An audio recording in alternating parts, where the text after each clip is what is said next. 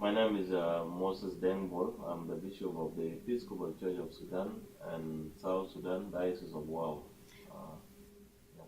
Yes, and Bishop, we're trying to get the Sudan caucus to write a letter to the Attorney General of the United States because BNP Paribas has given $3.8 billion for the fine, and this money should be going to the people who suffered in Sudan and South Sudan. So, what message would you like to give to the congressman? I would like to really request the Sudan caucus to request the Attorney General of the United States to give the money to the people of South Sudan and Sudan, those who have suffered from the results of the business that was done by the company, which has just given the fine. And the way to do it is to give the money to really the national NGOs, civil society organizations, and direct, so that we will give it directly to the people. And my request is not to give it to the government, either the government of Sudan or South Sudan, and not to give it to the international NGOs, but find a way of giving it to the people directly. And usually the best institution that serve the people at the grassroots is the faith-based organizations like churches and other national NGOs, which are always all over in South Sudan. That would be my appeal. And I would hope that the Sudan caucus in the House of Representatives will listen to our plea and give the money as we have requested. And we thank the U.S. government for actually following up with some companies that violated the sanctions against the Sudanese government. Great. Yes, we think this is a very serious matter because the violation of these sanctions resulted in the deaths and displacement of so many people. So, would you just tell us a little bit about what the government of Sudan did to the people in South Sudan? You know very well that many people were bombarded, villages, and even people who were just being given food at the airstrip where the UN has given food relief, and people were bombarded there, and many people were killed.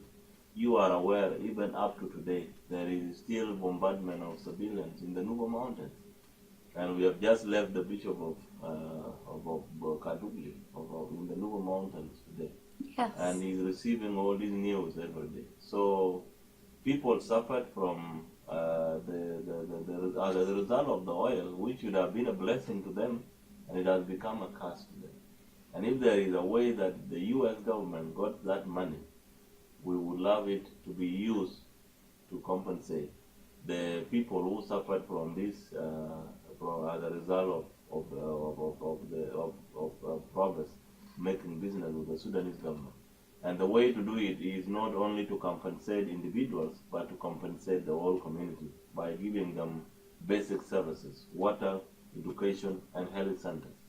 These 3.8 billion, in my own view, is equivalent to I don't know how many schools. 100,000. Give me 100,000 US dollars, and I will give you a primary school with 8 classrooms, with 6 toilets for children, and 4 toilets for teachers, 2 for women and 2 for men. 6 toilets for children, 3 for boys, 3 for girls, 8 classrooms, 5 offices for teachers, and a whole fence. I will give it to you. And just imagine 3.8 billion, and it's only 100,000 that we need to put up a primary school, to put up a clinic, and to put up maybe 10 boreholes. Yeah? Yes. 100,000. Right now, people are suffering from lack of water. Yes. So these boreholes are very important. Yes. And we only need $75,000 to train 50 teachers. Train 50 teachers for 1 year. And another 75,000 for another year. 2 years, you have teachers with diplomas at St. John's College of Theology and Development in Wow. Is 150,000, and you have teachers trained, and they are teaching children in classroom. 100,000, you have a primary school set up. I can show you and go and see if you bring that money. And how many schools will we set up with that money? How many teachers are we going to train? How many health centers are we going to put up if the money, if that money was given directly to faith-based or national NGOs?